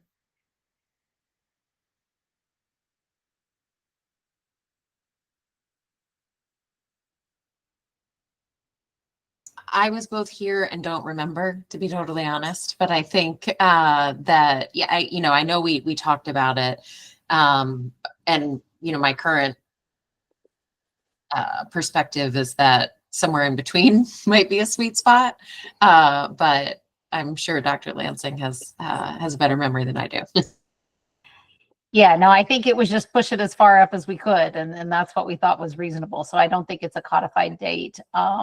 But yeah, my concern with the timeline looking at it is maybe is really the 15th that the agency's comments are due, and then the final voting forms are sent on the 22nd. So for example, if the state agency tells me I don't like the language of this, or really it should be this or something, then I need time to go back to the committee and say, okay, the state agencies have commented on this, so now we need to incorporate their comments.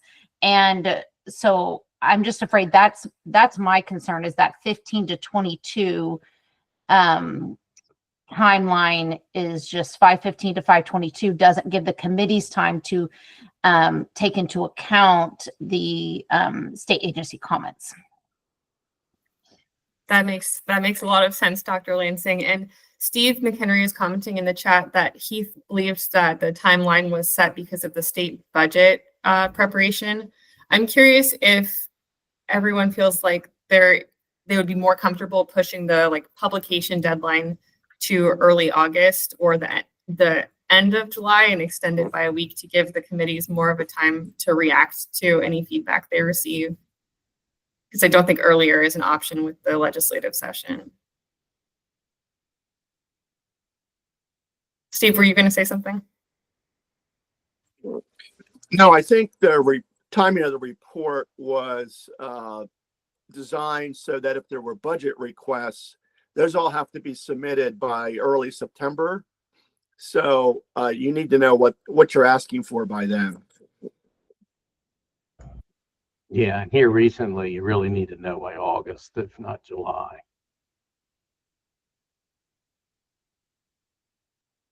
So it was a combination of really the budget, and then also if there was any legislation, which is theoretically, why we really exist, is to make a report to the legislature. So if they want to create any legislation for this session, the session coming up, it's tricky, and it is a narrow window because it either puts you too late or almost too early, and you're reporting what you did a year ago because there was no other way to get it through, all of the input processes.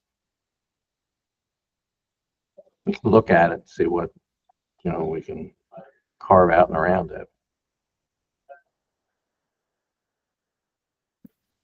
Nancy, go ahead. So Secretary Strickland, can I ask a question of you and also the other state agency representatives? How can we best, I don't want to say streamline, and the agencies have been very involved with the recommendations, but maybe ensure a smooth transition during that state agency comments due to us, getting the draft recommendations out there and getting them back. That could help us either stick with this timeline or meet both the budget timeline, and also I'm just trying to figure out the best way to do it. No, I agree, and it may be something, not to kind of tie us up on this now, but if we pull it offline with the state agencies and Annika, that maybe we can figure out a way to kind of smooth it out a little bit. The other thing may be too, and I don't mean to put the pressure on the committees, but it may be a fast turnaround for the committees to, make their comment and we go, have their input appropriately. Mm-hmm. So because of time, we're going to keep it going. I just have one more thing I wanted to share with you all, which is that we have been working on creating a template for committees to help streamline the recommendations process, and also have created a criteria checklist to help committees evaluate the strength of their recommendations and try to hone in on their top priorities. And so what we're going to do is have each of you council members review these documents and provide your feedback on them, just like we have been doing with the other documents we're throwing out there. I'm going to send them to you tomorrow and hope to receive back feedback from you by December 6th, which is a Friday. And thank you to those of you from our leadership team who have already contributed your very helpful feedback. More on this over email. Any final thoughts before we close up our meeting, since we are short on time?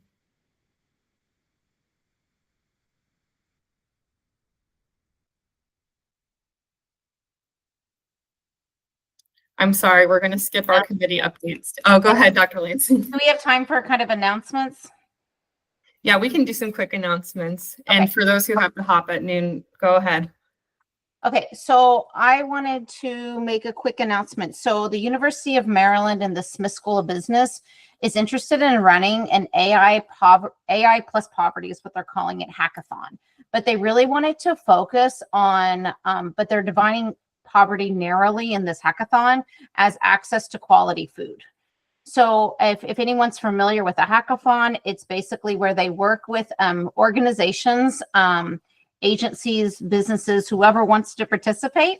And basically you provide, so you do have to provide them with some data and a problem. And then what they do is the students then use AI and digital tools to solve this problem over this very short like hackathon. They're in teams and they kind of work with each other to do that. And so so right now, if you are interested in being part of this, if you could reach out to me, the ask is that they will have use cases where students presented in the hackathon are presented with a problem from that organization, and they think about how to solve it using AI. And so they would need to share some sort of problem they face, some of the data they have, and then again, any data sets you have, because AI needs data to work with. And so that is the ask. If somebody has if any organization is interested, it's broadly defined in terms of access to quality food for food insecure.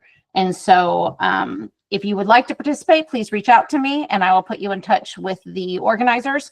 And but they're looking to do this, I believe, I think it's planning now for the spring, but they would need the data now to plan the hackathon.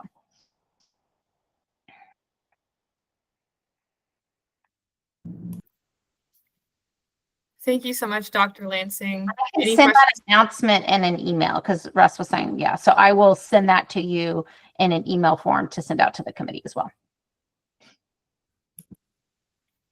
Perfect. Thank you. And I'm seeing one in the chat from Grace that the Future Harvest Conference registration is open. We'd love to see you all. Thanks, Grace. Any other final announcements?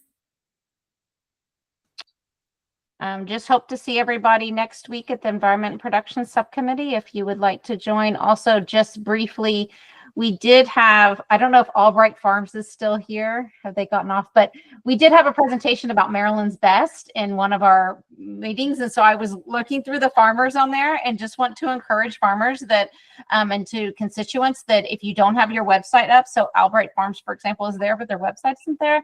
So just, you know, these types of platforms are only as good as the information provided in it. So we did have a presentation about Maryland's Best and Environment and Committee. We also talked very much about an apprenticeship program for agriculture and how that might look. So if people are interested in being part of that, that was a really fruitful discussion about from the Maryland Department of Labor apprenticeship programs. And so if anyone's interested in that, let me know. And Jesse's there.